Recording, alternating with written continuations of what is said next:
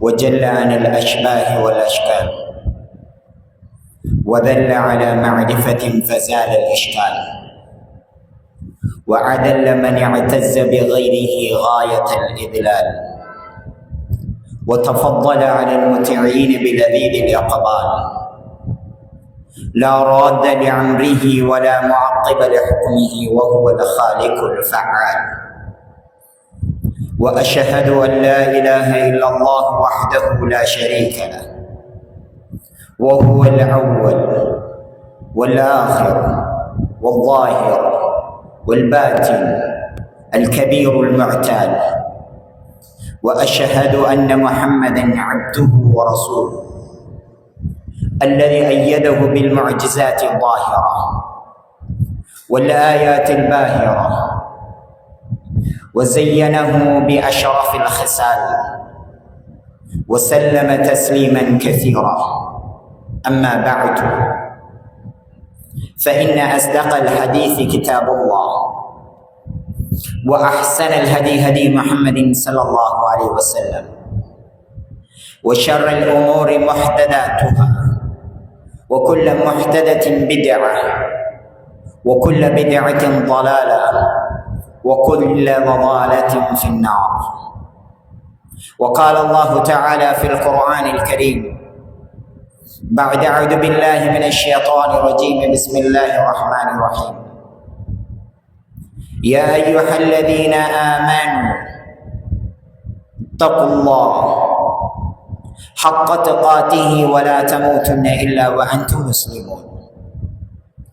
وقال أيضا يا أيها الذين آمنوا اتقوا الله وقولوا قولا سديدا يصلح لكم أعمالكم ويغفر لكم ذنوبكم ومن يطع الله ورسوله فقد فاز فوزا عظيما. எல்லாம் வல்ல அல்லாஹ் சுப்ஹானஹு வ தஆலாவை போற்றிப் புகழ்ந்ததன் பின்னால், அன்புக்குரிய உறவுகளே, அல்லாஹ் சுப்ஹானஹு வ தஆலா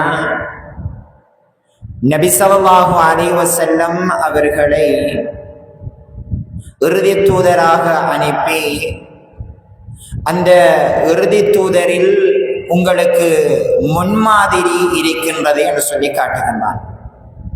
லகத் கான லக்கும் ஃபீ ரசூலுல்லாஹி உஸ்வத்துன் ஹஸனா.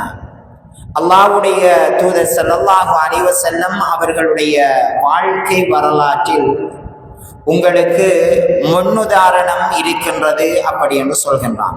அதாவது எங்களுடைய வாழ்க்கை பூராகவும் நபி ஸல்லல்லாஹு அலைஹி வஸல்லம் அவர்களுடைய வாழ்க்கை எப்படி இருந்ததோ அப்படி இருக்க வேண்டும் என்பதை அல்லாஹ் சுப்ஹானஹு வ தஆலா சொல்லி காட்டுகின்றான். நாங்கள் பார்க்கலாம், நபி ஸல்லல்லாஹு அலைஹி வஸல்லம் அவர்களுக்கு நுபுவத் கொடுப்பதற்கு முன்னால் இருந்து அவர்கள் மரணிக்கின்ற வரைக்கும் அவர்கள் செய்த எல்லா செயல்களும் சிறந்த செயல்களாக இருந்தது. அவர்கள் தவறு விடுகின்ற பொழுது அல்லாஹ் சுப்ஹானஹு வ தஆலா அதனை சுட்டி காட்டினான் என்பதையும் நாங்கள் அறிந்திருக்கின்றோம். அப்துல்லாஹ் இப்னு உம்மி மக்தூம் ரலியல்லாஹு அன்ஹு அவர்கள் ஒரு கண்குருடான சஹாபி. ஒரு நாள் நபி ஸல்லல்லாஹு அலைஹி வஸல்லம் அவர்களை சந்திப்பதற்காக வேண்டி அவர் வருகின்றார். ஆனால் நபி ஸல்லல்லாஹு அலைஹி வஸல்லம் அவர்கள் குறைஷி கோத்திரத்தினரில் முக்கியமான தலைவர்களோடு இஸ்லாத்தை பற்றி பேசிக் கொண்டிருக்கின்றார்கள். உயர்ந்த காரியம். அவர்களோடு பேசுவதற்குரிய காரணம், அவர்கள் இஸ்லாத்துக்கு வரப்போகின்றார்கள் என்பதற்காக வேண்டி அவர்களோடு ஒப்பந்தங்கள் செய்யப்படுகின்ற பொழுது, அவர்களோடு பேசுகின்ற பொழுது, அவர்கள் இஸ்லாத்திற்கு வந்தால் மக்காவில் இருக்கின்ற பெரும் குழுவினர்கள் இஸ்லாத்துக்கு வந்து விடுவார்கள். இப்படி இருக்கின்ற சந்தர்ப்பத்தில் நபி ஸல்லல்லாஹு அலைஹி வஸல்லம் அவர்கள் உக்கிரமாக அவர்களோடு மஷூரா செய்து கொண்டிருக்கின்ற பொழுது கண்குருடான ஒரு சஹாபி அங்கு வருகின்றார். கண்குருடான ஒரு மனிதர் வந்து நபி ஸல்லல்லாஹு அலைஹி வஸல்லம் அவர்களோடு பேச போகின்றார் என்ற போது அல்லாஹ்வுடைய தூதர் ஸல்லல்லாஹு அலைஹி வஸல்லம் அவருடைய முகம் அப்படியே கோணி போகின்றது, அதாவது முகம் மாறுகின்றது. இவ்வளவு முக்கியமான சமூக தலைவரோடு நான் பேசிக் கொண்டிருக்கின்றேன், கண்குருடான ஆடைகள் அலங்கோலமாக இருக்கின்ற மனிதனா இந்த சந்தர்ப்பத்தில் வர வேண்டும் என்று நபி ஸல்லல்லாஹு அலைஹி வஸல்லம் அவர்களுடைய முக பாவனையை அப்படியே மாற்றிக்கொள்கின்றார்கள். நாங்களும் தான் முக்கியமான யாரோடு ஒரு ஆளோடு பேசிக் கொண்டிருக்கின்ற பொழுது எங்களுடைய உறவினர்களில் அல்லது சிறுவர்களில் யாராவது இடையில் குறுக்கறுத்தால் அவ்வளவு கோபம் வரும். முக்கியமான ஒருவரோடு நான் பேசிக் கொண்டிருக்கின்றேன், இந்த நேரத்திலா முன்னால் வருவது, இந்த நேரத்திலா ஓடி விளையாடுவது, இந்த நேரத்திலா ஒரு இனிப்பு பண்டத்தை வேண்டி கேட்பது, அப்படி என்றெல்லாம் கோபப்படுவோம். மனிதன் என்ற ரீதியில் அல்லாஹ்வுடைய தூதர் ஸல்லல்லாஹு அலைஹி வஸல்லம் அவர்கள் முகம் சுளித்துக் கொள்கின்றார்கள். உடனே அல்லாஹ் சுப்ஹானஹு வ தஆலா அபஸ வ தவல்லா, நபியே முகத்தை கடுகடுத்துக் கொண்டு நீங்கள் உங்களுடைய முகத்தை திருப்பிக் கொண்டீர்கள். அன்ஜஅஹுல் அமா, அந்த தூதரிடம் ஒரு கண்குருடானவர் வந்தார். அந்த சந்தர்ப்பத்தில் அவர் அவருடைய முகத்தை அப்படியே திருப்பிக் கொண்டார், அதுவும் அபஸ், கடுகடுத்தவராக. நீங்கள் செய்தது தவறு என்பதை அல்லாஹ் சுப்ஹானஹு வ தஆலா சுட்டி காட்டுகின்றார். இதனால் தான் நபி ஸல்லல்லாஹு அலைஹி வஸல்லம் அவருடைய வாழ்க்கை வரலாற்றில் படிப்பினைகள் இருக்கின்றது என்று அல்லாஹ் சுப்ஹானஹு வ தஆலா சொல்லி காட்டுகிறார். எந்த ஒரு சந்தர்ப்பத்தை எடுத்தாலும், அவர்களுடைய குடும்ப வாழ்வாக இருக்கலாம், அவர்களுடைய பொருளாதாரமாக இருக்கலாம், அவர்கள் உறவினர்களோடு சேர்ந்து நடக்கின்ற விடயமாக இருக்கலாம், அல்லது அவர்கள் அறிமுகமற்றவர்களோடு எப்படி நடக்கின்றார்களோ என்கின்ற விடயங்கள், எல்லா விடயங்களும் படிப்பினை இருக்கின்றது, முன்னுதாரணம் இருக்கின்றது என்று அல்லாஹ் சுப்ஹானஹு வ தஆலா சொல்லி காட்டுகிறான். ஒரு முறை ஒரு சஹாபி வருகின்றார். அந்த சஹாபி தன்னுடைய மனைவி மீது சந்தேகப்பட்டவராக வருகின்றார். வந்து சொல்கின்றார், அல்லாஹ்வுடைய தூதரே, எனக்கு குழந்தை கிடைத்திருக்கின்றது, ஆனால் அந்த குழந்தை என்னுடைய நிறத்தில் அல்ல, நானும் கொஞ்சம் வெள்ளையாக இருக்கின்றேன், எனக்கு கிடைத்த குழந்தை கருப்பு நிறத்தில் இருக்கின்றது, என்ன செய்ய வேண்டும் அல்லாஹ்வுடைய தூதரே என்று மனைவியில் சந்தேகப்பட்டவராக வருகின்றார். சுப்ஹானல்லாஹ், அல்லாஹ்வுடைய தூதர் ஸல்லல்லாஹு அலைஹி வஸல்லம் அவர்கள் அணுகிய விதம் எங்களை ஆச்சரியப்படுத்தும். எங்களிடம் அப்படி ஒருவர் வந்தால், உதாரணமாக சமூக நடைமுறையில் எங்களிடம் ஒருவர் வந்தால், அந்த இடத்திலேயே அவரை தலாக் செய்ய வைத்து விடுவார்கள். நீ எந்த நேரத்தில் வீட்டிலிருந்து போகின்றாய், வீட்டில் யார் யார் வருகின்றார்கள், நீ இல்லாத சந்தர்ப்பத்தில் யார் வருகின்றார், அப்படி கேள்வி வருகின்ற பொழுதே அவருடைய உள்ளத்தில் இதற்கு பிறகு நான் சேர்ந்து வாழ்வதில் எந்த ஒரு பயனும் இல்லை என்கின்ற எண்ணம் வந்துவிடும். அல்லாஹ்வுடைய தூதர் ஸல்லல்லாஹு அலைஹி வஸல்லம் அவர்கள் அந்த சஹாபியிடம் கேட்கின்றார்கள், உன்னிடம் ஒட்டகைகள் இருக்கின்றதா என்று கேட்கின்றார். அந்த சஹாபி சொல்கின்றார், அல்லாஹ்வுடைய தூதரே, 5 அல்லது 6 ஒட்டகைகள் என்னிடம் இருக்கின்றது என்று. அது என்ன நிறமுடைய ஒட்டகைகள் என்று கேட்கின்றார்கள். அந்த சஹாபி சொல்கின்றார், மண்ணிறத்திலான ஒட்டகைகள் அல்லாஹ்வுடைய தூதரே என்று. வேறு நிறத்தில் உள்ள ஒட்டகைகள் இருக்கின்றதா என கேட்கின்ற பொழுது, அல்லாஹ்வுடைய தூதரே, 2 அல்லது 3 ஒட்டகைகள் செந்நிறத்திலான ஒட்டகைகளாக இருக்கின்றது அப்படி என்று சொல்கின்றார். உடனே அல்லாஹ்வுடைய தூதர் ஸல்லல்லாஹு அலைஹி வஸல்லம் அவர்கள் கேட்கின்றார்கள், மண்ணிறத்திலான ஒட்டகைகளுக்கு எப்படி செந்நிறத்திலான குட்டிகள் கிடைத்தது அப்படி என்று கேட்கின்றார்கள். சுப்ஹானல்லாஹ், அந்த சஹாபி சொல்கின்றார், அல்லாஹ்வுடைய தூதரே, அதனுடைய மூதாதையர்கள் அந்த நிறத்தில் இருந்திருக்கலாம், அதனுடைய பரம்பரையில் வந்த ஒட்டகைகள் எந்த பரம்பரையில் இருந்து வந்ததோ அது செந்நிறத்தில் இருந்திருக்கலாம், அதனால் செந்நிறத்தில் ஒட்டகை குட்டி போட்டிருக்கலாம் என்ற போது அல்லாஹ்வுடைய தூதர் ஸல்லல்லாஹு அலைஹி வஸல்லம் அவர்கள் அந்த சஹாபியிடம் சொல்கின்றார்கள், உன்னுடைய மூதாதையர்கள் கருப்பு நிறத்தில் இருந்திருக்கலாமா இல்லையா? சுப்ஹானல்லாஹ். அல்லாஹ்வுடைய தூதரே காஃபின், போதும் எனக்கு அப்படி என்றார்கள். சுப்ஹானல்லாஹ். அல்லாஹ்வுடைய தூதர் ஸல்லல்லாஹு அலைஹி வஸல்லம் அவர்கள் அணுகுகின்ற ஒவ்வொரு விதங்களும் ஆச்சரியமூட்டக்கூடியதாக இருக்கும். இதனால் தான் அல்லாஹ் சுப்ஹானஹு வ தஆலா முன்மாதிரி இருக்கின்றது என்று சொல்கின்றார். நாங்கள் எல்லோரும் அறிந்திருக்கின்றோம், கண்குருடான ஒரு சஹாபி நபி ஸல்லல்லாஹு அலைஹி வஸல்லம் அவர்களிடம் வந்து, அல்லாஹ்வுடைய தூதரே, நான் கண்குருடான ஒருவனாக இருக்கின்றேன். என்னுடைய வீட்டிலிருந்து மஸ்ஜித் நபவிக்கு வருவதற்கிடையில் ஒரு ஓடை இருக்கின்றது. அந்த ஓடையில் மழை பெய்தால் வெள்ளப்பெருக்கு ஏற்படும். என்னால் அந்த ஓடையை கடந்து வர முடியாது. என்னை அழைத்து வருவதற்கு யாரும் கிடையாது. நான் என்னுடைய வீட்டில் எல்லா தொழுகைகளையும் தொழுது கொள்ளட்டுமா என்று கேட்கின்றார்கள். நபி ஸல்லல்லாஹு அலைஹி வஸல்லம் அவர்கள் ஆம் என்று சொல்லிவிட்டு சொல்கின்றார்கள், உன்னுடைய வீட்டுக்கு வந்து நீ எந்த இடத்தில் தொழ வேண்டும் என்று ஒரு முசல்லாவை நான் உனக்கு ஆக்கி தருகின்றேன் என்கின்றார்கள். அசர் தொழுது முடிந்ததும் சில சஹாபாக்களோடு அந்த சஹாபியுடைய வீட்டுக்கு போகின்றார்கள். போய் ஒரு இடத்தை ஒதுக்கி அந்த இடத்தில் 2 ரக்காய் தொழுகின்றார்கள். சஹாபாக்களும் பின்னால் என்று தொழுகின்றார்கள்.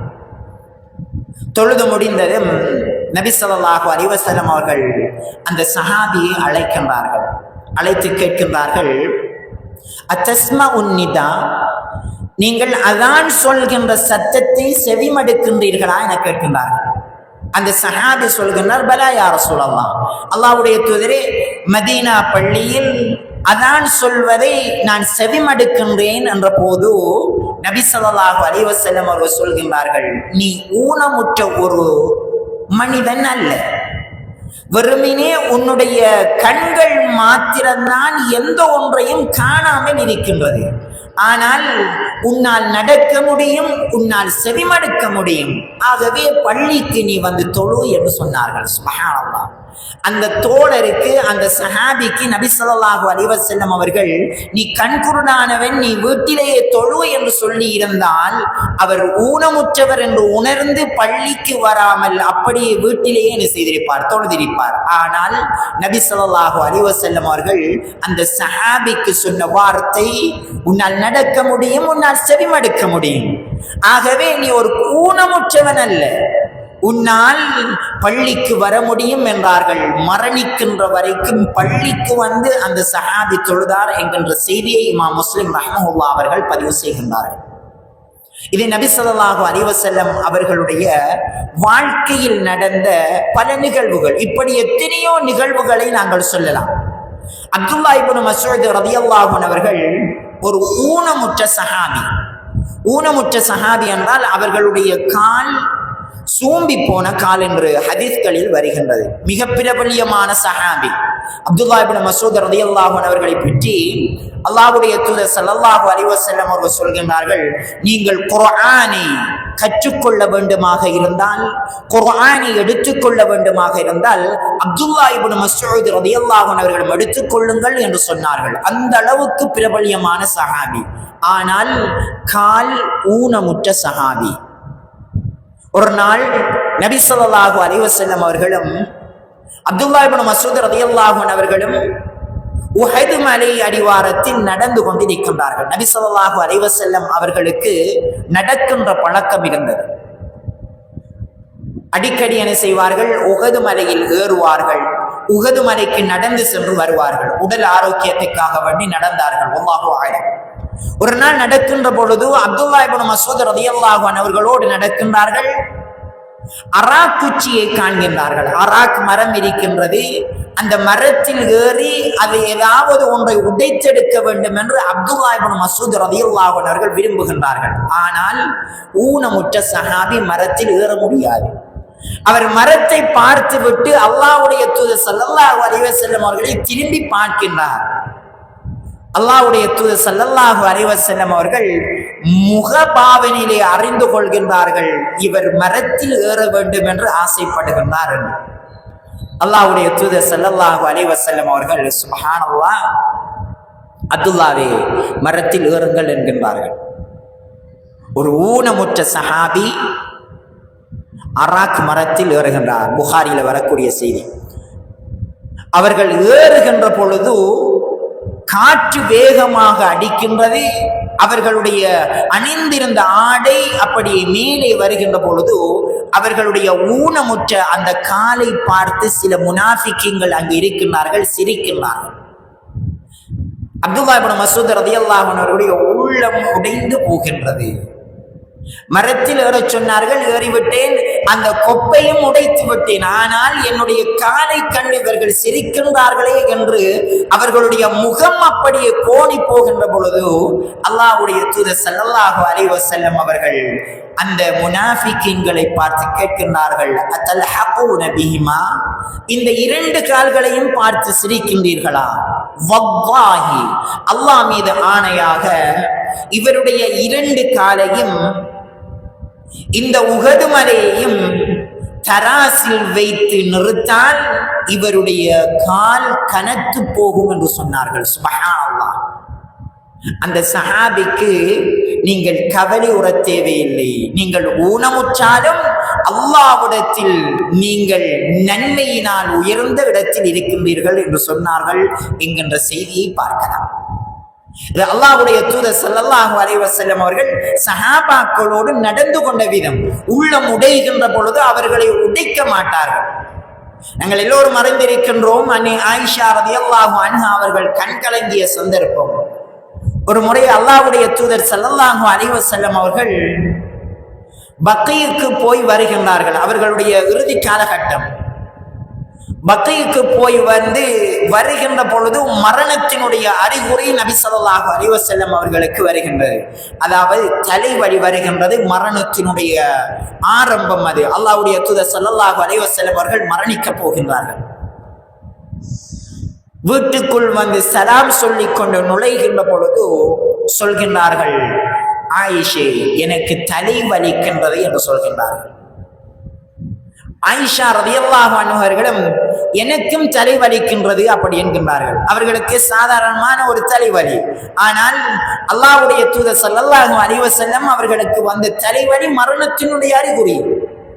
அந்த நிலைமையில் இருந்து அல்லாஹ்வுடைய தூதர் ஸல்லல்லாஹு அலைஹி வஸல்லம் அவர்கள் சொல்கின்றார்கள், யா ஆயிஷாவே, இதா முத்த கப்லி, எனக்கு முன்னால் நீங்கள் மரணித்தால் நான் உங்களை குளிப்பாட்டி நானே கஃனிட்டு நானே உங்களுக்கு தொழுகை நடாத்தி நானே அடக்கம் செய்வேன் என்கின்றார்கள். சுப்ஹானல்லாஹ்.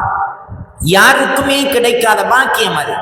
நபி ஸல்லல்லாஹு அலைஹி வஸல்லம் அவர்கள் யாரையும் குளிப்பாட்டியது கிடையாது. நபி ஸல்லல்லாஹு அலைஹி வஸல்லம் அவர்கள் தங்களுடைய மகளை கூட குளிப்பாட்டியது கிடையாது. மிகப்பெரியதொரு சந்தர்ப்பம், கஃனிடுவேன் என்று சொன்னார்கள்.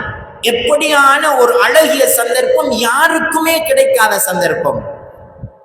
அன்னை ஆயிஷா ரலியல்லாஹு அன்ஹா அவர்கள் அத்துஹிப்பு அன் அமூத கப்லக் என்று கேட்டார்கள். சுப்ஹானல்லாஹ். நான் உங்களுக்கு முன்னால் மரணிக்க வேண்டும் என்று ஆசைப்படுகின்றீர்களா என கேட்டார்கள். ஒரு முறை சஹாபாக்களுக்கு இந்த செய்தியை சொல்லி அன்றி அவர்கள் அழுதார்கள் என்கின்ற செய்தியை இமாம் முஸ்லிம் ரஹ்மஹுல்லாஹ் அவர்கள் பதிவு செய்கின்றார்கள். அவர்கள் இருந்த மரண தருவாயில் இருந்த நிலைமையில் கூட தன்னுடைய மனைவியோடு மிருதுவாக நடந்து கொண்டார்கள் என்பதை பார்க்கலாம். அந்த சந்தர்ப்பத்தில் கோபத்தினுடைய உச்சகட்டத்தில் நிர்வகிக்க வேண்டும். ஆனால் அல்லாஹ்வுடைய தூதர் ஸல்லல்லாஹு அலைஹி வஸல்லம் அவர்கள் சிரித்துக் கொண்டே உள்ளே நுழைந்தார்கள் என்கின்ற செய்தியை அன்னி அவர்களே சொல்லி காட்டினார்கள். இது நபி ஸல்லல்லாஹு அலைஹி வஸல்லம் அவர்களுடைய பண்பு. இந்த பண்பைத்தான் அல்லாஹ் சுப்ஹானஹு வ தஆலா குர்ஆனில் லகத் கான லகும் ஃபீ ரசூலில்லாஹி உஸ்வத்துன் ஹஸனா, அல்லாஹ்வுடைய தூதர் ஸல்லல்லாஹு அலைஹி வஸல்லம் அவர்களுடைய வரலாற்றில் உங்களுக்கு முன்னுதாரணம் இருக்கின்றது என்று சொல்லி காட்டுகிறார். நாங்கள் பார்க்கலாம், நபி ஸல்லல்லாஹு அலைஹி வஸல்லம் அவர்களை பற்றி கூறிய அல்லாஹ் சுப்ஹானஹு வ தஆலா, நீங்கள் பின்பற்றுவதற்கு ஒருவர் இருக்கின்றார் அப்படி என்று நபி ஸல்லல்லாஹு அலைஹி வஸல்லம் அவர்களுக்கு ஒரு நபியையும் அவருடைய குடும்பத்தையும் சொல்லி காட்டுகின்றார். நாங்கள் முன்னுதாரணமாக எடுக்க வேண்டியவர் நபி ஸல்லல்லாஹு அலைஹி வஸல்லம் அவர்கள். ஆனால் நபி ஸல்லல்லாஹு அலைஹி வஸல்லம் அவர்களுக்கு முன்மாதிரியாக ஒருவரை அல்லாஹ்வுடைய தூதர் ஸல்லல்லாஹு அலைஹி வஸல்லம் அவர்களுக்கு அல்லாஹ் சுப்ஹானஹு வ தஆலா சொல்லி காட்டுகிறான். எப்படி? லகத் கானத் லகும் உஸ்வத்துன் ஹஸனத்துன் ஃபீ இப்ராஹீம வல்லதீன மஅஹு.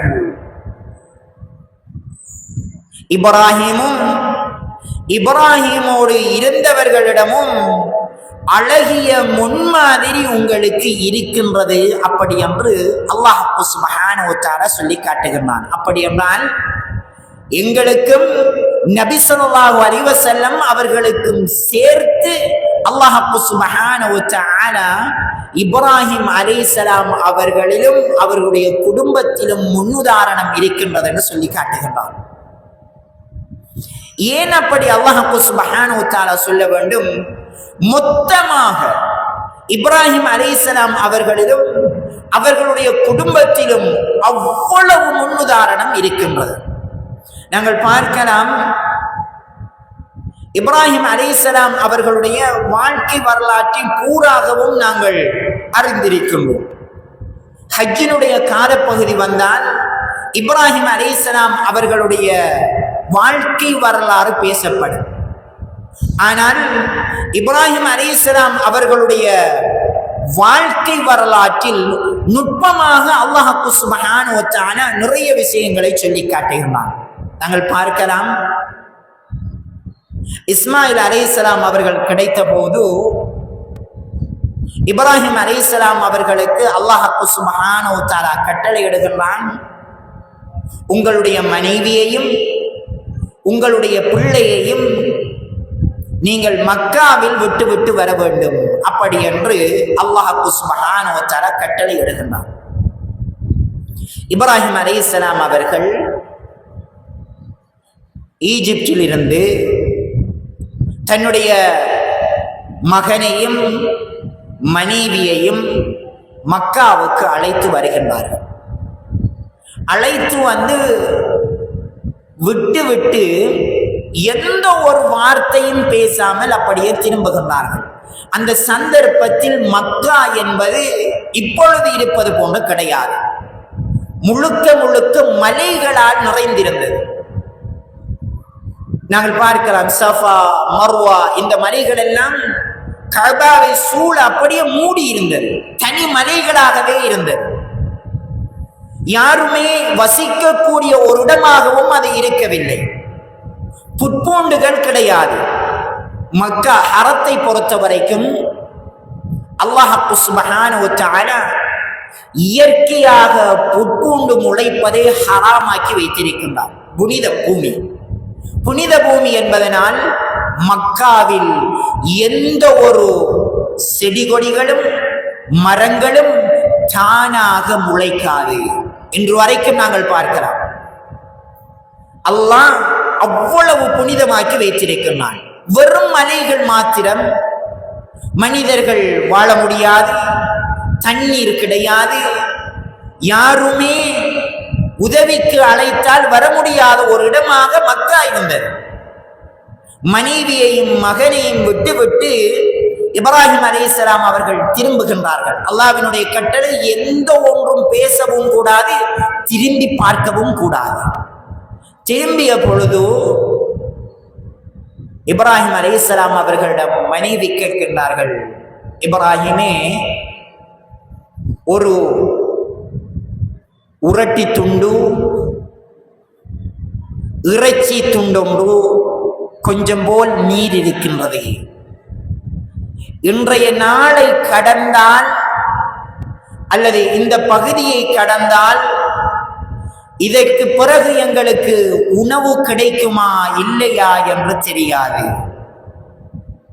அல்லாஹு அமரக், அல்லாஹ் தான் உங்களுக்கு இதனை ஏவினானா என்று கேட்கின்றார்கள். இப்ராஹிம் அலைஹிஸ்ஸலாம் அவர்கள் தலையை அசைத்து விட்டு அங்கிருந்து என்ன செய்கின்றார்கள்? நடக்க ஆரம்பிக்கின்றார்கள். நடந்தவர்கள் மக்காவினுடைய எல்லை பகுதி போர்டருக்கு வந்து திரும்புகின்றார்கள். மக்காவை கடந்து விட்டார்கள், அதற்கு பிறகு திரும்பலாம். மக்காவினுடைய அந்த எல்லை பகுதியை கடந்து திரும்பி பார்க்கின்றார்கள். எங்களுடைய கண்ணுக்கு முன்னால் ஈ ஒன்று பறந்தால் எவ்வளவு சின்னதாக இருக்குமோ அவ்வாறு மகனும் அவருடைய மனைவியும் தெரிகின்றார்கள். சுப்ஹானல்லாஹ். இப்ராஹிம் அலைஹிஸ்ஸலாம் அவர்கள் அல்லாஹ்விடம் கையை உயர்த்துகின்றார்கள். யா அல்லாஹ், என்னுடைய மனைவியையும் மகளையும் யாருமே அற்ற தன்னம் தனியான ஒரு இடத்தில் விட்டு வந்திருக்கின்றேன். அவர்களுக்கு உதவி புரிபவர்களுக்கு உன்னை தவிர யாரும் கிடையாது. யா அல்லாஹ், அவர்களுடைய தண்ணீரிலும் அவர்களுடைய இறைச்சியிலும் நீ அவர்களுக்கு அருள் புரிவாயாக என்று பிரார்த்திக்கின்றார்கள். அல்லாஹ்வுக்கு சுப்ஹானஹு வ தஆலா அந்த பிரார்த்தனையை அங்கீகரிக்கின்றான். இன்று வரைக்கும் உலகிலேயே வற்றாத நீர் அங்கு இருந்து கொண்டிருக்கின்றது. மனிதர்களில் அதிகமாக இறைச்சிகள் சாப்பிடக்கூடியவர்கள் அங்கு இருக்கின்றார்கள். நாங்கள் ஒரு அளவுதான் இறைச்சி சாப்பிடுவோம், ஆனால் அவர்கள் எங்களை விட அதிகமாக இறைச்சி சாப்பிடுவார்கள். அல்லாஹ் செய்த அருள் அது அவர்களுக்கு. அல்லாஹ் அந்த பிரார்த்தனையை கபூல் செய்கிறான். போனவர்கள் தான் அந்த இடத்தில் அல்லாஹ் அருள் புரிகின்றான். மக்கள் அந்த இடத்துக்கு வருகின்றார்கள். மகன் ஓடி திரிகின்ற வயது கிட்டத்தட்ட 5 அல்லது 6 வயதில் இருக்கின்ற பொழுது இப்ராஹிம் அலைஹிஸ்ஸலாம் அவர்கள் மீண்டும் வருகின்றார்கள். மனைவியை 5-6 வருடத்துக்கு பிறகு சந்திக்கின்றார்கள், பேசுகின்றார்கள், மகனை கையில் பிடிக்கின்றார்கள்.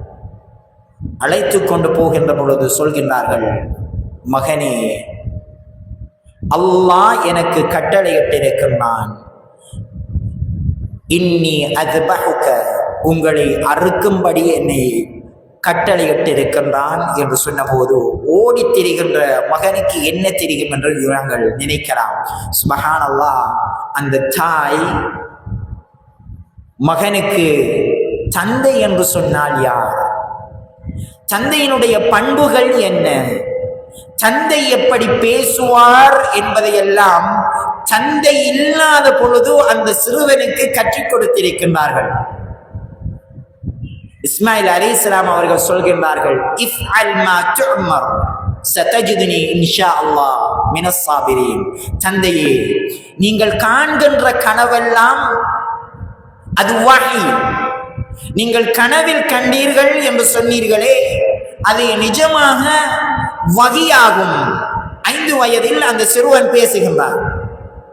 நீங்கள் அல்லாஹ்வினுடைய கட்டளையை நிறைவேற்றுங்கள், என்னால் முடிந்த வரைக்கும் நான் பொறுமையாக இருக்கின்றேன் என்று சொல்கின்றார்கள். சுப்ஹானல்லாஹ். அந்த சம்பவம் நிகழ்கின்றது. அல்லாஹ் சுப்ஹானஹு வ தஆலா சோதனையாக அதனை நாங்கள் ஏற்படுத்தினோம் என்று சொல்கின்றான்.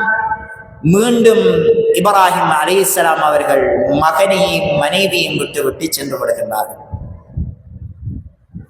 அவர்களுடைய மனைவி மரணிக்கின்றார்கள். செய்தி கிடைக்கின்றது, மக்காவுக்கு வர முடியாது. அல்லாஹ்வினுடைய அனுமதி இல்லாமல் மக்காவுக்கு வர முடியாது.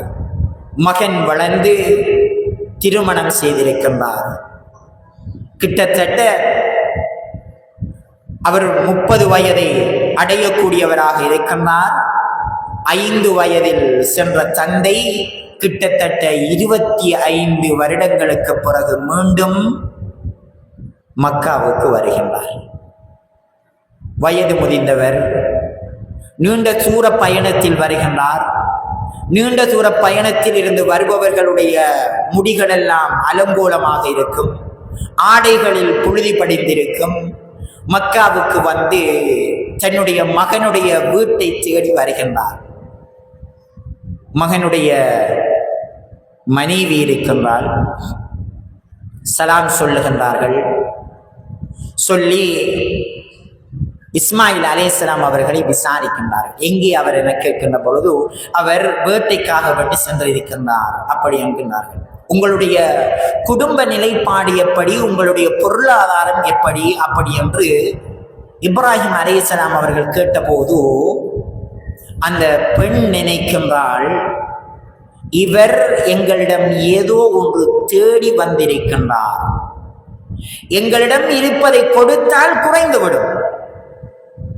ஆகவே அவள் இப்ராஹிம் அலைஹிஸ்ஸலாம் அவர்களிடம் சொல்கின்றாள், எங்களிடம் கொஞ்சம் போல் இறைச்சி இருக்கும், அவர் வேட்டையாடி வந்தால்தான் அது எங்களுக்கு போதுமானதாக இருக்கும், இல்லை என்றால் எங்களுக்கு வறுமையினுடைய நிலையில் நாங்கள் இருப்போம், கிடைத்ததை சாப்பிடுவோம், இன்னொருவர் வந்தால் அவர்களுக்கு கொடுக்கக்கூடிய அளவுக்கு எங்களிடம் கிடையாது. சுப்ஹானல்லாஹ். இப்ராஹிம் அலைஹிஸ்ஸலாம் அவர்கள் அந்த பெண்ணிடம் சொல்கின்றார்கள், உங்களுடைய கணவன் வந்தால் வீட்டினுடைய இந்த வாயிலை மாற்ற சொல்லுங்கள் அப்படி என்கின்றார்கள். சென்று விடுகின்றார்கள். இஸ்மாயில் அலைஹிஸ்ஸலாம் அவர்கள் வீடு வந்தபோது மனைவி சொல்கின்றாள், ஒருவர் வந்தார், வயது முதிர்ந்தவர், நீண்ட தூர பயணம் போல் இருந்தது, முகமெல்லாம் அலங்கோலமாக இருந்தது, பொருளாதாரத்தை பற்றி விசாரித்தார், உங்களை பற்றி கேட்டார், நீங்கள் வந்தால் வீட்டினுடைய இந்த வாயிலை மாற்றச் சொல்லிவிட்டு சென்று விட்டார், ஆனால் எங்களுடைய வீட்டினுடைய வாயில் சிறந்ததாக இருக்கின்றது அப்படி என்று அந்த அவர்களுடைய மனைவி சொன்னபோது சுப்ஹானல்லாஹ், இஸ்மாயில் அலைஹிஸ்ஸலாம் அவர்கள் சொல்கின்றார்கள், வந்தது என்னுடைய தந்தை. அந்த தாய் எவ்வளவுக்கு தன்னுடைய கணவனை பற்றி மகனுக்கு சொல்லிக் கொடுத்திருக்கிறார்கள். ஒரே ஒரு வார்த்தை, வீட்டினுடைய அந்த வாயிலை மாற்றி சொல்லு என்பது என்னுடைய தந்தையை தான் சொல்ல முடியும், என்னுடைய தந்தையினால் தான் அது சொல்ல முடியும். சொல்கின்றார்கள், வந்தது என்னுடைய தந்தை, உங்களை தலாக் சொல்ல சொல்கின்றார்கள் என்று. சுப்ஹானல்லாஹ். வீட்டினுடைய வாயிலை மாற்ற சொன்னது உங்களை தலாக் சொல்ல சொல்லியிருக்கிறார்கள், நீங்க சிறந்ததொரு மனைவி அல்ல என்பதை சொல்லாமல் சொல்லிவிட்டு சென்றிருக்கிறார்கள். சுப்ஹானல்லாஹ். தலாக் சொல்கின்றார்கள். 3 அல்லது 4 வருடங்களுக்கு பிறகு மீண்டும் வருகின்றார்கள். அதே தோற்றம், வேறொரு திருமணம் செய்திருக்கின்றார்கள். வீட்டுக்குள் வருவதற்கு அனுமதி கேட்கின்றார்கள், சலாம் சொல்கின்றார்கள். அந்த பெண்மணி, என்னுடைய கணவன் வேட்டைக்காக வேண்டி போயிருக்கின்றார், அவர் வரும் வரைக்கும் நான் வீட்டுக்குள் அனுமதி வழங்க முடியாது என்று சொல்கின்றார்கள். உங்களுடைய பொருளாதாரம் எப்படி என கேட்கின்றார்கள். அல்ஹம்துலில்லாஹ், தாராளமாக போதுமானதாக இருக்கின்றது, மற்றவர்களுக்கும் கொடுக்கக்கூடிய நிலைமையில் எங்களுடைய பொருளாதாரம் இருக்கின்றது. அவர்களிடம் அந்த அளவுக்கு பொருளாதாரம் கிடையாது, ஆனால் பொருளாதாரத்தை பற்றி நல்ல முறையில் பேசுகின்றார்கள். இப்ராஹிம் அலைஹிஸ்ஸலாம் அவர்கள் சொல்கின்றார்கள், சிறந்ததொரு வாயில் என்று உங்களுடைய கணவரிடம் சொல்லுங்கள் என்கின்றார்கள். இஸ்மாயில் அலைஹிஸ்ஸலாம் அவர்கள் வந்தபோது மனைவி நடந்தவற்றை சொல்கின்றார்கள். உடனே இஸ்மாயில் அலைஹிஸ்ஸலாம் அவர்கள் சொல்கின்றார்கள், வந்தவர் என்னுடைய தந்தை, அவர் நீங்கள் சிறந்த மனைவி என்று சொல்லிவிட்டு சென்றிருக்கிறார்கள் என்று சொன்னார்கள். சுப்ஹானல்லாஹ். அந்த தாய் அந்த மகனை எவ்வாறு வழி நடாத்திருக்கின்றார்கள் என்பதுதான் ஆச்சரியமான ஒரு விடயம். தந்தை அவர்களோடு பயணித்ததே கிடையாது. 1 நாள் அல்லது 2 நாள், 5 4 5 6 வயதில் வந்து ஒட்டி சென்றது. பிறகு 1 நாள் வருகின்றார்கள், தந்தையை சந்திக்கவே இல்லை. ஆனால் தந்தை இவ்வாறு தான் பேசுவார்கள், தந்தை இவ்வாறு தான் நடந்து கொள்வார்கள். தந்தை இவ்வாறு பேசினால் இதுதான் அதனுடைய அர்த்தம் என்கின்ற அளவுக்கு அந்த தாய் வளர்த்திருக்கின்றார்கள் என்று சொன்னால் அதைத்தான் மார்க்கம் எங்களிடம் எதிர்பார்க்கின்றது.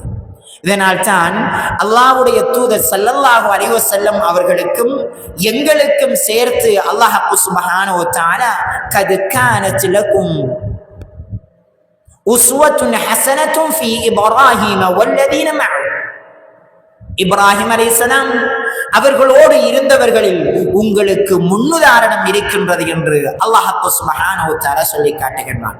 அன்புக்குரிய உறவுகளே, நபி ஸல்லல்லாஹு அலைஹி வஸல்லம் அவர்கள் நுபுவத் கிடைக்கின்றது.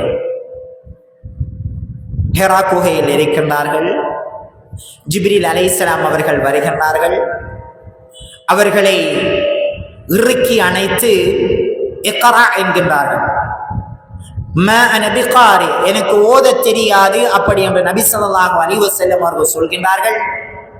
ஜிப்ரீல் அலைஹிஸ்ஸலாம் அவர்கள் 3 முறை அவர்களை இறுக பிடித்ததன் பிறகு சூரத் அலத்தின் 5 வசனங்களை கற்றுக் கொடுக்கின்றார்கள். இக்ரா பிஸ்மி ரப்பிக்கல்லதி ஹலக் என்று ஆரம்பிக்கின்ற அந்த வசனத்தை என்ன செய்கின்றார்கள்? ஜிப்ரீல் அலைஹிஸ்ஸலாம் அவர்கள் ஓதி கொடுக்கின்றார்கள். நபி ஸல்லல்லாஹு அலைஹி வஸல்லம் அவர்கள் ஹிரா குகையில் இருந்து வெளியேறுகின்றார்கள். வானம் முழுமையாக மூடப்பட்டிருக்கின்றது. வானமே தெரியவில்லை. ஒரு மனிதர், ஒரு உருவம் ஒரு அரிசில் உட்கார்ந்து கொண்டிருப்பதை போன்று காண்கின்றார்கள். ஜிப்ரீல் அலைஹிஸ்ஸலாம் அவர்கள் ஒரு சிம்மாசனத்தில் உட்கார்ந்து கொண்டு அவர்களுடைய இறக்கைகளை அப்படியே விரிக்கின்றார்கள். வானம் மூடப்பட்டிருக்கின்றது. ஜிப்ரீல் அலைஹிஸ்ஸலாம் அவர்களுக்கு 600 இறக்கைகள் இருக்கின்றது என்று ஹதீஸ்களில் வருகின்றது. இறக்கைகளை முழுமையாக விரிக்கிட்டு முதலாவது முறை நபி ஸல்லல்லாஹு அலைஹி வஸல்லம் அவர்கள் ஜிப்ரீலை கண்டால் எப்படி இருக்கும்? ஹிரா குகையில் யாருமே இல்லாத ஒரு இடத்தில் திடீரென ஒரு உருவம் தோன்றி அவர்களை ஓதச் சொல்லி வானத்தையே மூடி இருக்கின்ற நிகழ்வு என்பது ஒரு மனிதனை பயத்தினுடைய உச்சகட்டத்துக்கு கொண்டு வந்துவிடும். நடுங்கியவர்களாக வீட்டுக்கு ஓடோடி வருகின்றார்கள். ஹதீஜா ரலியல்லாஹு அன்ஹா அவர்கள் இருக்கின்றார்கள். நபி ஸல்லல்லாஹு அலைஹி வஸல்லம் அவர்கள் சொல்கின்றார்கள், ஜம்மிலூனி ஜம்மிலூனி, என்னை போற்றுங்கள் என்னை போற்றுங்கள் என்று சொல்கின்றார்கள். ஹதீஜா ரலியல்லாஹு அன்ஹா அவர்கள் போர்வையால் அப்படியே போற்றுகின்றார்கள். போற்றிவிட்டு என்ன என கேட்கின்ற பொழுது நபி ஸல்லல்லாஹு அலைஹி வஸல்லம் அவர்கள், நான் ஹிரா குகையில் இருக்கின்ற பொழுது திடீரென ஒரு உருவம் வந்தது, என்னை இறுக பிடித்தது, எனக்கு ஓதச் சொல்லியது. என்னுடைய உள்ளத்தில் நானே அறியாமல் 5 வசனங்களை ஓதினேன். யார் என்றே தெரியாது. வெளியில் வந்தேன், வானமே தெரியவில்லை. வானம் பூராகவும் இறக்கைகள் காணப்பட்டது. அப்படி என்று நபி ஸல்லல்லாஹு அலைஹி வஸல்லம் அவர்கள் பயத்தினுடைய உச்சகட்டத்தில் நடுநடுங்கி சொல்கின்றார்கள். சுப்ஹானல்லாஹ். நாங்கள் சொல்கின்ற வார்த்தை வேர்ல்டிலேயே பெஸ்ட் கவுன்சிலர் அன்னி ஹதீஜா ரலியல்லாஹு அன்ஹா அவர்கள். சுப்ஹானல்லாஹ். வேர்ல்டிலே பெஸ்ட் கவுன்சிலர் அன்னி ஹதீஜா ரலியல்லாஹு அன்ஹா அவர்கள். கணவனை உட்கார வைக்கின்றார்கள். உட்கார வைத்து அழகான வார்த்தை, இன்னக தஸிலுர் ரஹம், நீங்கள் குடும்ப உறவினர்களை சேர்ந்து நடக்கின்றீர்கள். வத்துஸத்திகல் ஹதீஸ், உண்மை பேசக்கூடியவர். வதஹ்மிலுல் கல், கஷ்டங்களை சுமக்கக்கூடியவர்கள். விருந்தாளிகளை உபசரிக்கக்கூடியவர்கள். அனாதைகளையும் விதவைகளையும் நீங்கள் பராமரிக்கக்கூடியவர். எந்த ஒன்றும் உங்களுக்கு கெடுதியாக நிகழ்ந்து விடாது. சுப்ஹானல்லாஹ். என்னதொரு ஆறுதலான வார்த்தை, ஆறுதலான வார்த்தைகள், உச்சகட்ட ஆறுதலான வார்த்தைகள்.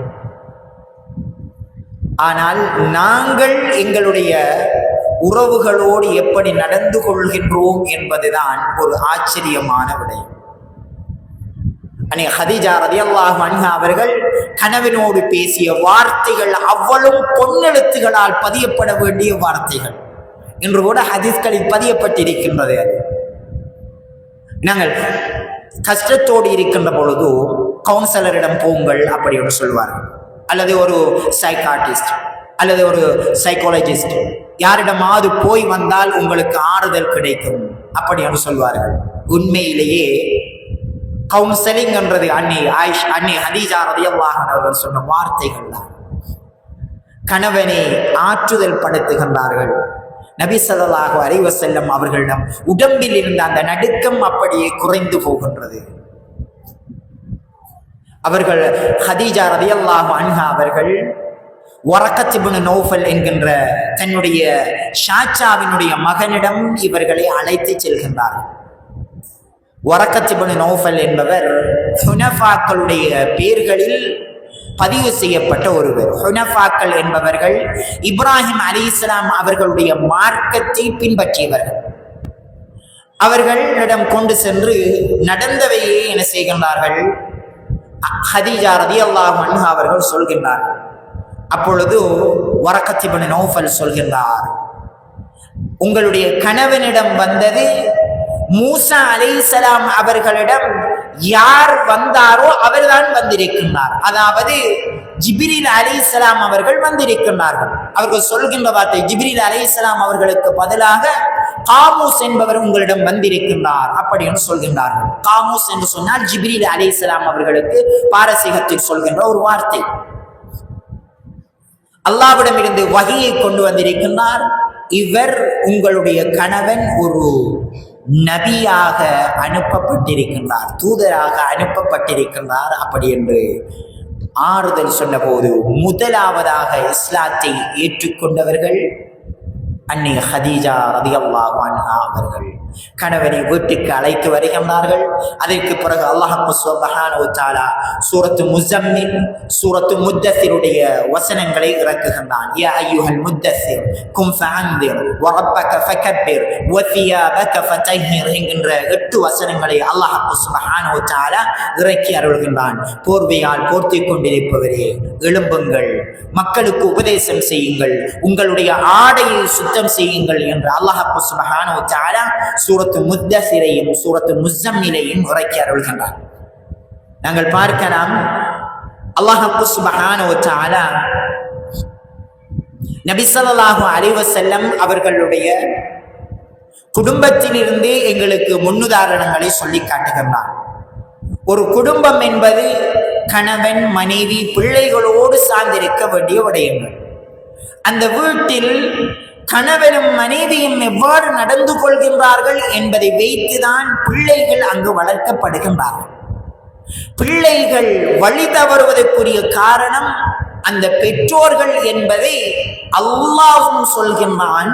உலக வரலாற்றிலும் நாங்கள் அதனை காணலாம். ஒரு பிள்ளை வீட்டில் வளர்க்கப்படுவதை வைத்துதான் அந்த பெற்றோர்களுடைய வளர்ப்பு பேசப்படுகின்றது.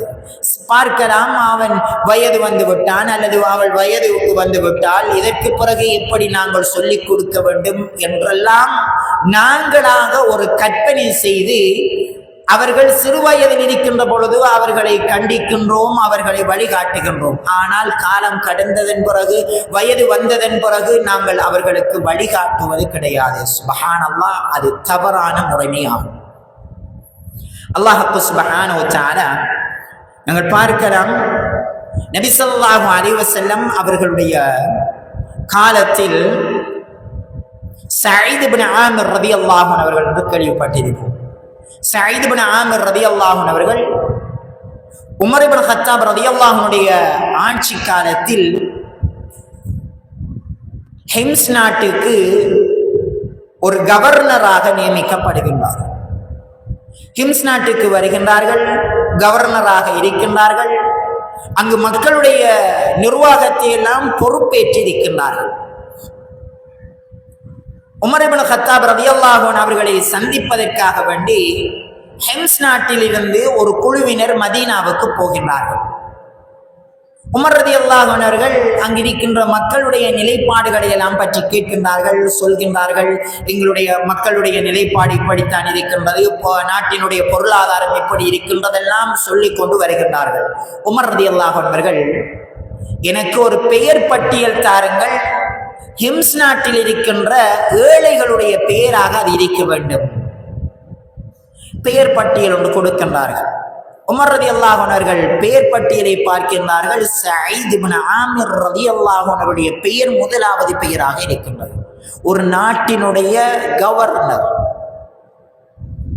உமர் ரலியல்லாஹு அன்ஹு அவர்கள் அவர்தானா இவர் என்று கேட்கின்றார்கள்.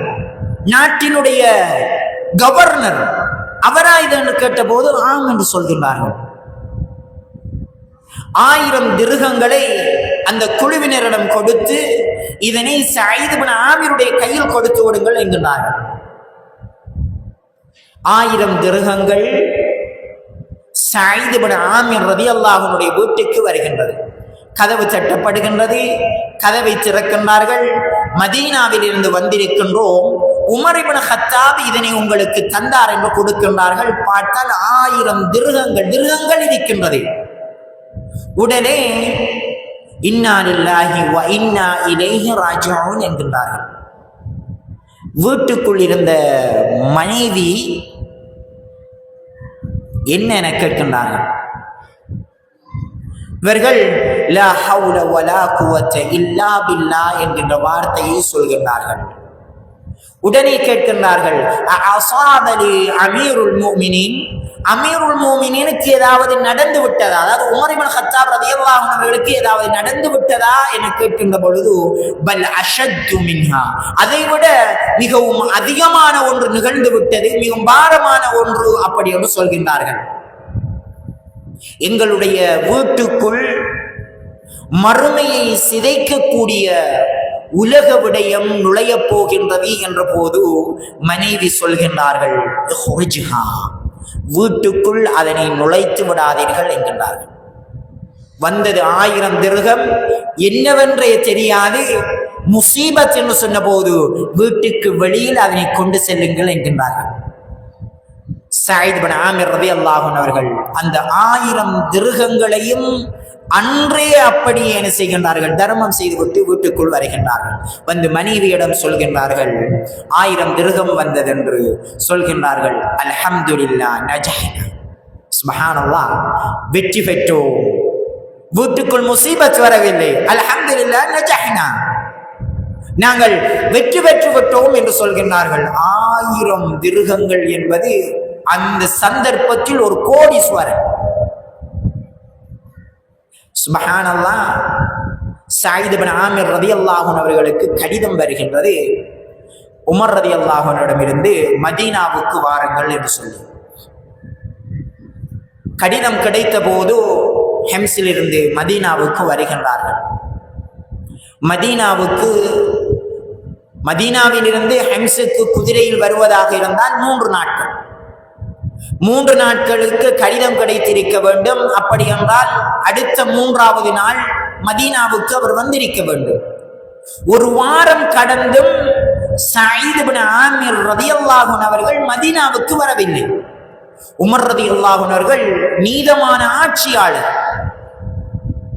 கோபப்படுகின்றார்கள். ஏன் இன்னும் சயீத் இப்னு ஆமிர் வரவில்லை? 1 வாரம் கடந்து விட்டது. அடுத்த கடிதம் எழுத வேண்டும்.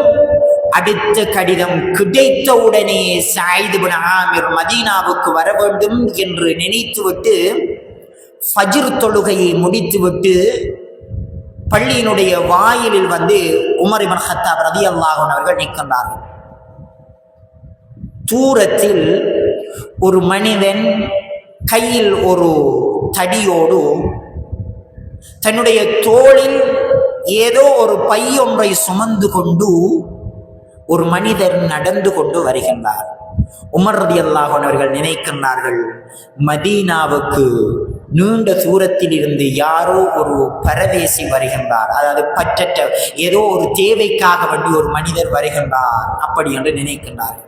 அந்த மனிதன் நடந்து நடந்து நடந்து உமர் இப்னு கத்தாப் ரலியல்லாஹு அன்ஹு அவர்களுக்கு முன்னிலையில் வந்து நின்று அவருடைய முகத்தில் இருந்த புழுதிகளை எல்லாம் துடைக்கின்றார்.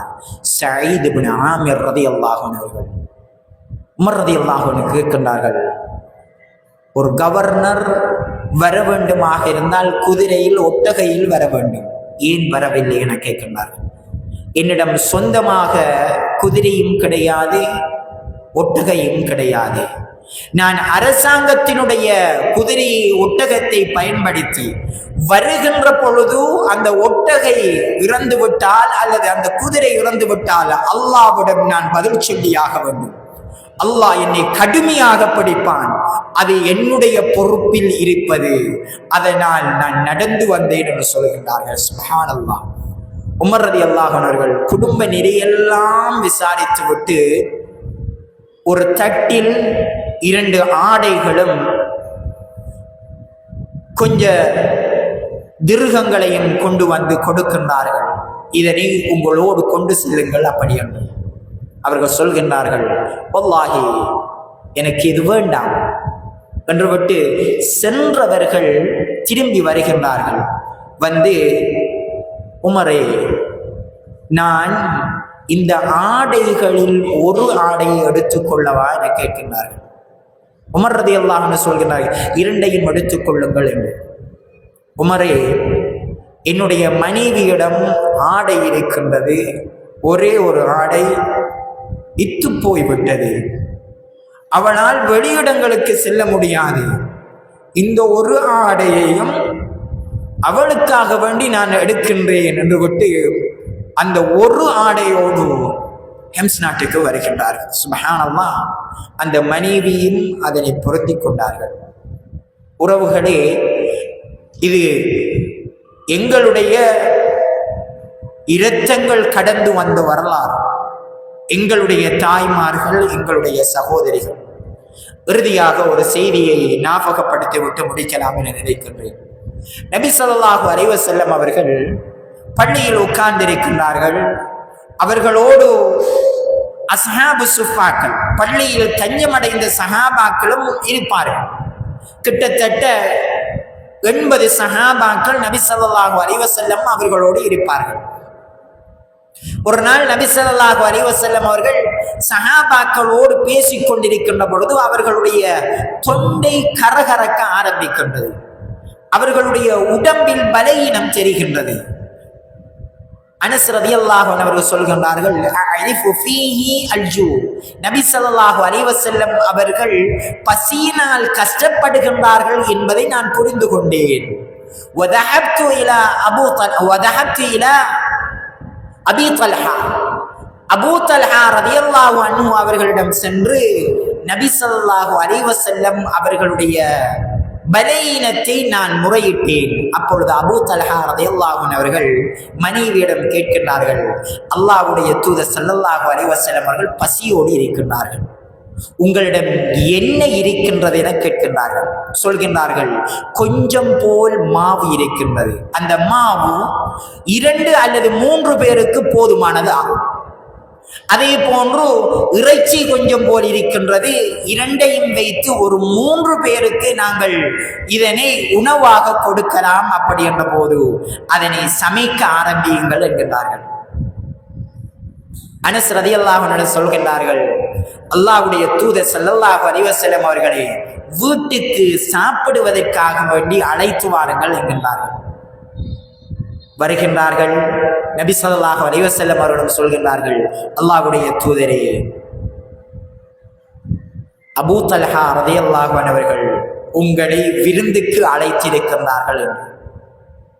நபி ஸல்லல்லாஹு அலைஹி வஸல்லம் அவர்கள் கூமு யா அஹ்வான் என்கின்றார்கள், என்னுடைய தோழர்களை வாருங்கள் என்கின்றார்கள். அபூ தல்ஹா ரலியல்லாஹு அன்ஹுடைய வீட்டுக்கு வருகின்றார்கள். அபூ தல்ஹா ரலியல்லாஹு அன்ஹு பார்த்து விட்டு ஆச்சரியம் அடைகின்றார்கள். உடனே மனைவியிடம் வந்து சொல்கின்றார்கள், உம்மு சுலைம் ரலியல்லாஹு அன்ஹா, உம்மு சுலைமே, நபி ஸல்லல்லாஹு அலைஹி வஸல்லம் அவர்களோடு இன்னும் சஹாபாக்கள் வந்திருக்கின்றார்கள் என்கின்றார்கள். எத்தனை பேர் என கேட்கின்றார்கள். 80 பேர் வந்திருக்கின்றார்கள் என்கின்றார்கள். சுப்ஹானல்லாஹ். 3 பேருக்குத்தான் வீட்டில் உணவு இருக்கின்றது. வந்திருப்பது 80 பேர். அது ஹதீஸில் வருகின்ற புகாரி வரக்கூடிய செய்தி. 80 அல்லது 70 சஹாபாக்கள் வந்திருந்தார்கள். சுப்ஹானல்லாஹ். அன்னை உம்மு சுலைம் ரலியல்லாஹு அன்ஹா அவர்கள் சிரித்துக்கொண்டே சொன்னார்கள், அவ்வளவு பேரையும் உட்கார வையுங்கள் என்றார்கள். அவ்வளவு பேருக்கும் போதுமாக அந்த உணவு மாறியது என்கின்ற செய்தியை இமாம் புகாரி ரஹ்மத்துல்லாஹி அவர்கள் பதிவு செய்கிறார். அந்த தாயினுடைய உள்ளம் அவ்வளவு சுத்தமானதாக இருந்தது. 80 பேராக இருந்தாலும் நாங்கள் சமாளிக்க முடியும் என்கின்ற விடயத்தை எங்களுக்கு விட்டு சென்றிருக்கின்றார்கள் என்றால் அந்த பண்பு எங்களிடம் வர வேண்டும். விருந்தாளிகள் எத்தனை பேர் வந்தாலும் புன்முறுவலோடு நாங்கள் வரவேற்க வேண்டும். சுப்ஹானல்லாஹ், இதுதான் ஒரு குடும்பத்தை சிறந்ததொரு குடும்பமாக அமைக்கும் என்பதில் எந்த ஒரு சந்தேகமும் இல்லை. ஒரு குடும்பம் சிறந்ததொரு குடும்பமாக அமைய வேண்டுமாக இருந்தால் அது பெண்களுடைய கையில் இருக்கின்றது என்பதை அல்லாஹ்வுடைய தூதர் ஸல்லல்லாஹு அலைஹி வஸல்லம் அவருடைய வாழ்க்கை வரலாற்றில் நாங்கள் பார்க்கலாம் என்பதை மார்க்கம் எங்களுக்கு சொல்லி காட்டுகின்றது. கேட்டவற்றை எடுத்து நடப்பதற்கு அல்லாஹ் சுப்ஹானஹு வ தஆலா எனக்கும் உங்களுக்கும் அருள் புரிய வேண்டும். அகூலு கௌலி ஹாதா வஸ்தக்ஃபிருல்லாஹ லி வ லக்கும். 2 கேள்வி கேட்க சொன்னாங்க. அபூ தல்ஹா ரலியல்லாஹு அன்ஹு அவர்களுடைய மனைவியுடைய பெயர் என்ன? முதலாவது கேள்வி.